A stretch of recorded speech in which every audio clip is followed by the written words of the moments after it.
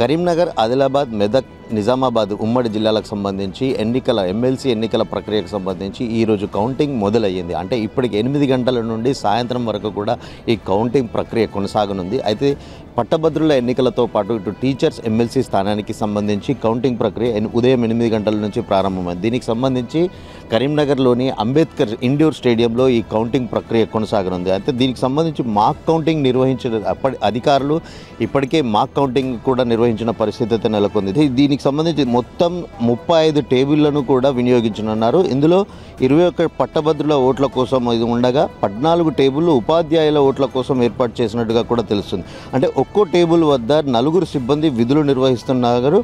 ఇందులో ఒక మైక్రో అబ్జర్వర్తో పాటు ఒక సూపర్వైజర్, 2 లెక్కింపు అసిస్టెంట్లు కూడా ఉన్నారు. అంటే వీరందరికీ సంబంధించి శనివారం కలెక్టరేట్ ఆడిటోరియంలో సంబంధిత అధికారులు కూడా పూర్తి స్థాయిలో శిక్షణలు ఇచ్చినట్టుగా కూడా చెప్పవచ్చు. అయితే 800 మంది సిబ్బందిని వినియోగించనున్నట్టుగా కూడా తెలుస్తుంది. ఇందులో 20% వరకు రిజర్వ్ సిబ్బందిని నియమించినట్టుగా కూడా చెప్పవచ్చు. అంటే ప్రతి టేబుల్కి 4 చొప్పున కూడా ఈ కౌంటింగ్ ప్రక్రియకు సంబంధించి కట్టలు కట్టిన అనంతరం కౌంటింగ్ ప్రక్రియ మొదలవుతుంది. అంటే పూర్తిగా ఈ ఉపాధ్యాయుల ఎమ్మెల్సీ ఈరోజు సాయంత్రానికి ఏదైతే ఫలితాలు వెలువడనున్నది.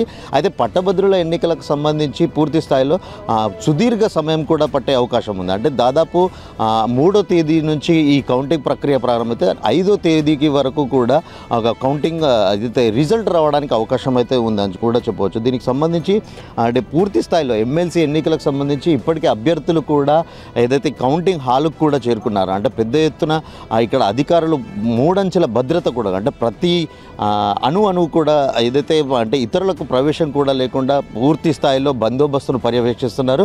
సీసీ కెమెరాల నిఘా నేత్రాలు కూడా పూర్తి స్థాయిలో ఈ భద్రతను పర్యవేక్షించనున్న పరిస్థితి నెలకొంది. అంటే దీనికి సంబంధించి ఎలాంటి తప్పిదాలు కూడా ఏర్పడకుండా కూడా ఇప్పుడు అధికారులు అయితే పటిష్ట ఏర్పాట్లు చేసినట్టుగా కూడా మనం చెప్పవచ్చు. అంటే దాదాపుగా ఈరోజు సాయంత్రం వరకు కూడా ఈ ఎమ్మెల్సీ ఎన్నిక అంటే టీచర్ ఎమ్మెల్సీకి సంబంధించి అభ్యర్థి విజయము ఖరారయ్యే అవకాశం ఉంది. అయితే గ్రాడ్యుయేట్ ఎన్నికలకు సంబంధించి మాత్రం పూర్తిగా 2 రోజుల సమయం సుదీర్ఘంగా కూడా పట్టే అవకాశం ఉన్నట్టుగా కూడా తెలుస్తుంది. అంటే పూర్తి స్థాయిలో ఇప్పటికే అధికారులు అయితే కౌంటింగ్ ప్రక్రియను ప్రారంభించారు. పోలీసు బందోబస్తుతో పాటు ఇటు జిల్లా ఉన్నతాధికారులతో కూడా పూర్తి స్థాయిలో ఈ కౌంటింగ్ ప్రక్రియను పర్యవేక్షిస్తున్న పరిస్థితి ఉంది. కెమెరా పర్సన్ అనిల్తో శ్రీకాంత్, మైత్రి ఛానల్, కరీంనగర్.